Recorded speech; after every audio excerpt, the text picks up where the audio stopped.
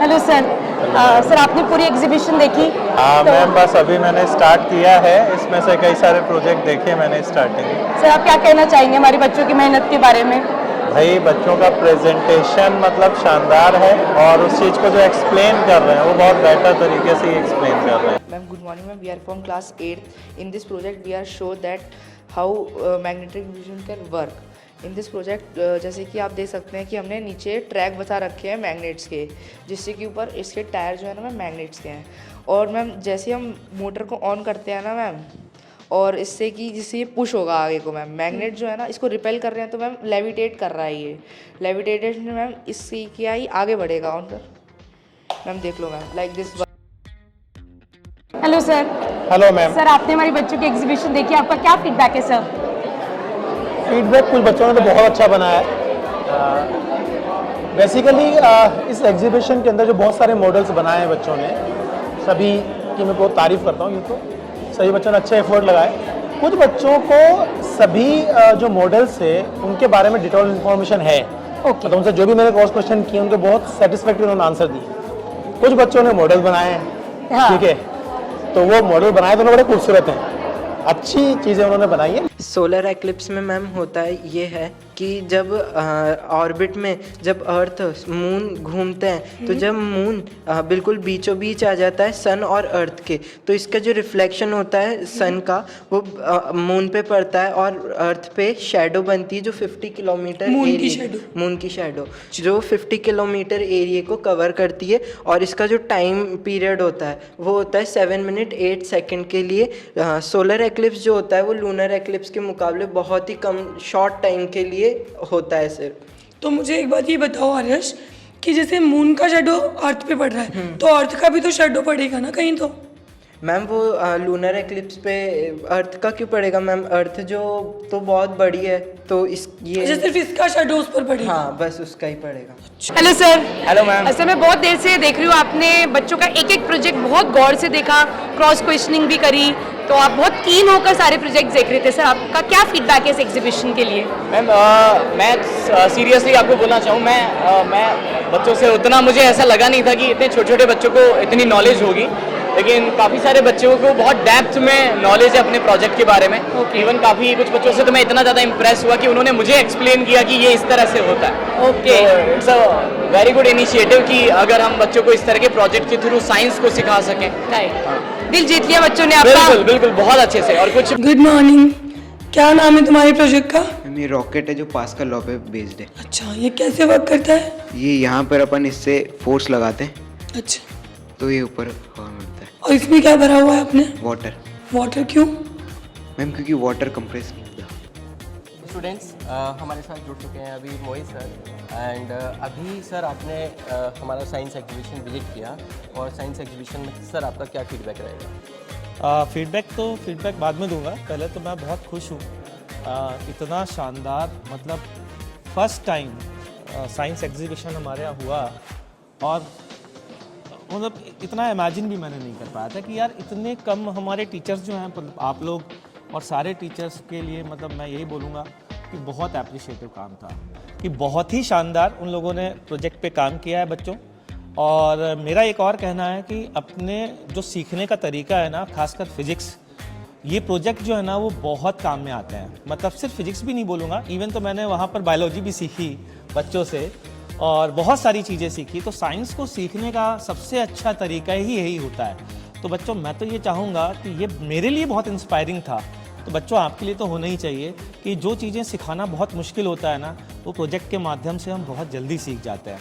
तो आगे और पार्टिसिपेट करें, और बेहतर तरीके से नए नए थॉट्स डेवलप करें, अपने टीचर्स से डिस्कस करें, तो वो बहुत फ़ायदेमंद होंगे। क्या क्या बना है रीजनरेटिंग सिस्टम में? तो रीजनरेटिंग ब्रेकिंग सिस्टम मतलब जैसे हम कंजर्व कर सकते हैं इसमें एनर्जी, या फिर यूज़ कर सकते हैं इस एनर्जी को डायरेक्टली। अच्छा, कैसे ये यूज़फुल है? ये मतलब वो एनर्जी तो कंजर्व करता ही है, पर ये ईवीज़ की या फिर हाइब्रिड कार्स में यूज़ होता है, तो उनकी एफिशिएंसी भी बढ़ाता है। कैसे वर्क करता है ये?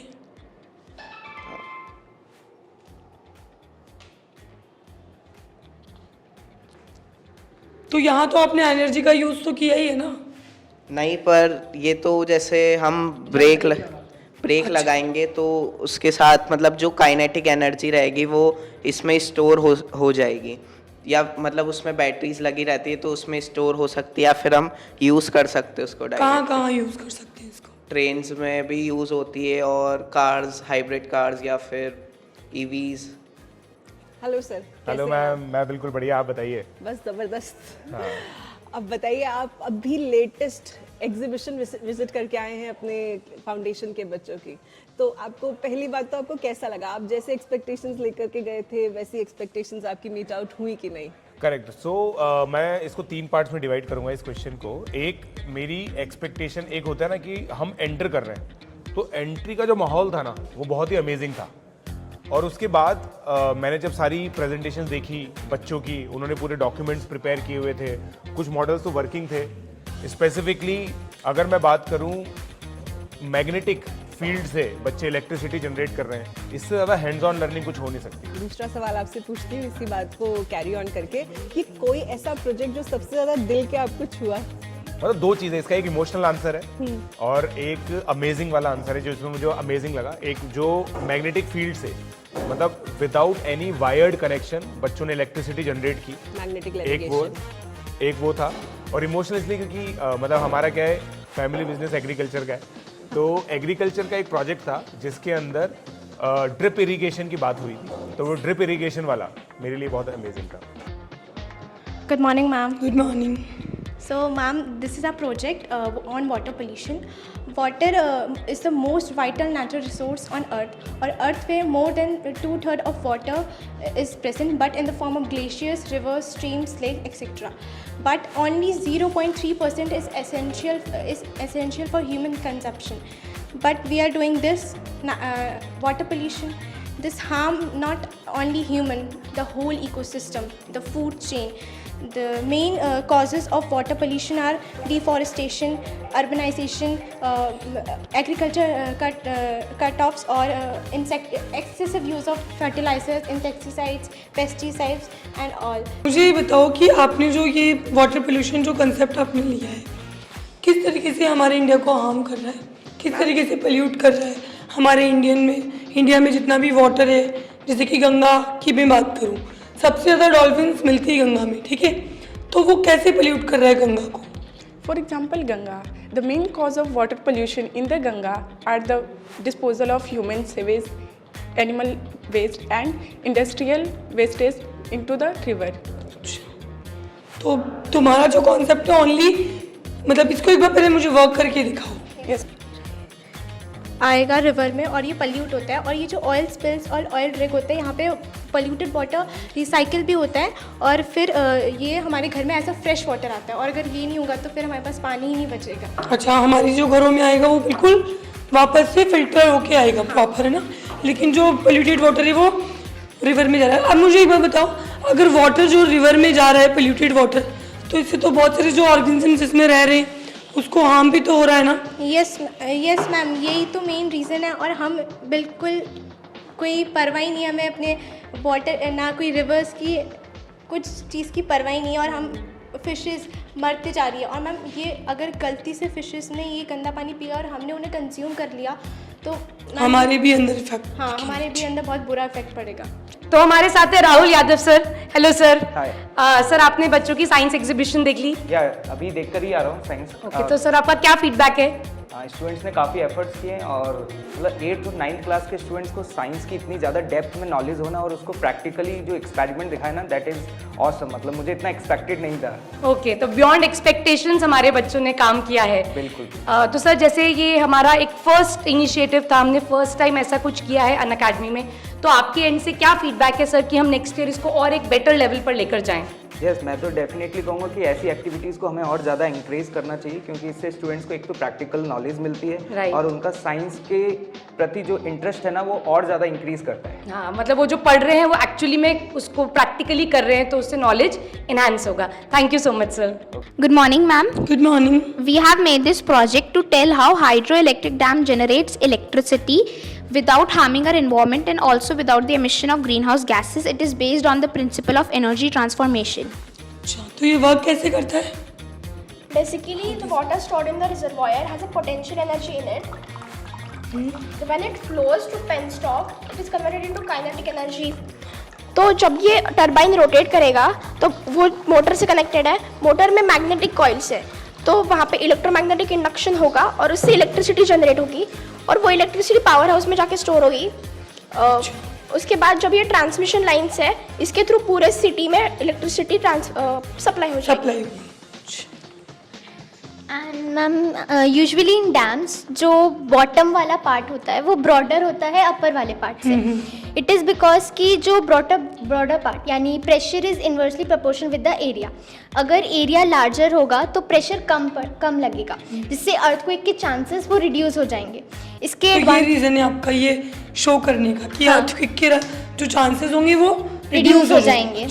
एंड क्योंकि it's one of its disadvantage, तो वो भी रिड्यूस हो जाता है। अच्छा। और इसके एडवांटेजेस भी बहुत सारे हैं, लाइक नॉन इन्वायरमेंटल बेनिफिट्स को देखें तो ये इरिगेशन में हेल्प करता है, फ्लड कंट्रोलेशन में भी। फ्लड तो इसका एकदम आप बोल रहे हो कि यहाँ से जो प्रेशर है वो बहुत ज़्यादा रहेगा, तो ड्रिप इरिगेशन में हम इसको कैसे, मतलब इरिगेशन का बोल रहे हो ना, तो कैसे, क्योंकि अगर इसका फ्लो ज़्यादा है, अगर वो फ्लो ज़्यादा फील्ड में भी जाएगा तो वहाँ इरिगेशन के लिए उसी प्रेशर को रिड्यूस करने के लिए नीचे के साइड पे ब्रॉडर रखा है। अच्छा। तो जो पानी का प्रेशर है वो जो इस पे लगेगा वो कम हो जाएगा। ठीक है।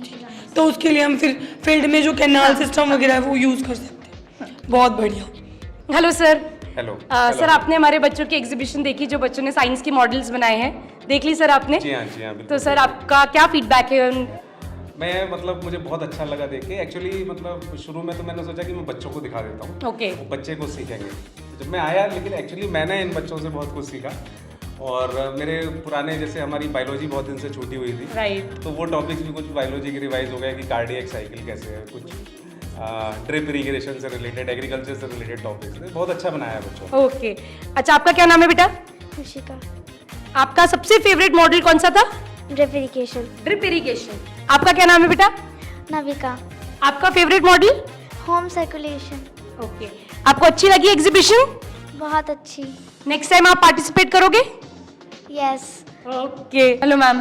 हाय मैम, आपने हमारे बच्चों की साइंस एग्जीबिशन देखी, सो आपका फीडबैक क्या है मैम? नहीं, इट्स रियली नाइस। मतलब स्कूल्स में तो इस तरीके के प्रोग्राम्स ऑर्गेनाइज होते देखे हैं, but this is for the first time कि मैंने इंस्टीट्यूट में, that too coaching institute in Kota, इस तरीके का प्रोग्राम रखा गया है। This is very nice because क्या होता है, बच्चा सेम कल्चर में सिर्फ पढ़ना और एग्ज़ाम देना is not sufficient. Practical knowledge, और जब वो बनाते हैं प्रोजेक्ट्स एंड ऑल, तो उनमें बहुत कॉन्फिडेंस आता है। तो this is very nice. I appreciate the whole Unacademy team for this. Congratulations for this. नमस्ते मैम। नमस्ते। कैसे मैम? बहुत अच्छा। आपने पूरी एग्जीबिशन देखी मैम? हाँ, मैं देखी पूरी। तो आपको कैसा लगा हमारे बच्चों का प्रोजेक्ट देखकर? सारे बच्चे बहुत मेहनत करे, बहुत अच्छा लगा मेरे को। क्या फीडबैक मैम, क्या बोलना चाहेंगे आप बच्चों को? आप लोग बहुत मेहनत करते हैं, सारे टीचर, सारे मतलब एक एक बच्चे को पर आप लोग बहुत ध्यान देते हैं, इसलिए मैं अनअकैडमी से बहुत खुश हूँ। ये बच्चे इसलिए इतना अच्छा करे कि आप लोग बहुत मेहनत करते हैं लोग के ऊपर। टीचर्स लोग बहुत ध्यान देते हैं, एक एक टीचर एक एक बच्चा को पर्सनली बहुत ध्यान देते हैं आप लोग, इसलिए अनअकैडमी अभी बेस्ट मेरे लिए।